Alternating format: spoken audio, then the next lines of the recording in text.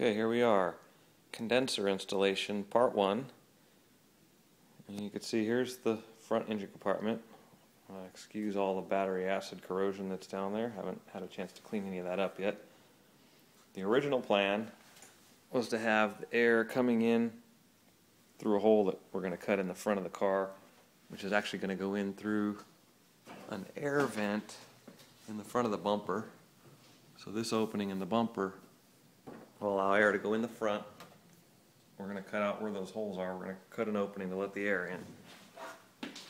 The original design I was going to use was from the Renegade hybrids, where they put a V8 radiator in here and the exhaust would go out through the fender wells, and they let it go out through both sides, and apparently there's a low pressure zone in the wheel wells, and that allows them to discharge the air by coming in through the front, through the radiator, which they would stand vertically, kind of like so, and then obviously seal it off so that the air has to pass through the radiator and then out through the back. I'm going to be doing it by laying the condenser down kind of the way that the factory people installed it.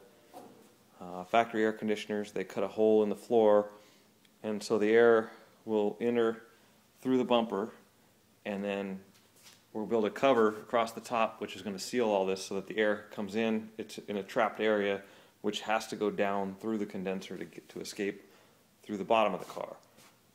So that is the current plan, and then we'll build a rack over the top of that which will actually house the batteries on top of the little chamber for the air conditioning condenser.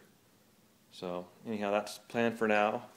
The air conditioning compressor and controller for the compressor and everything are going to sit in this area where the batteries used to sit, and all my batteries are now going to be in a row here above the air conditioning condenser.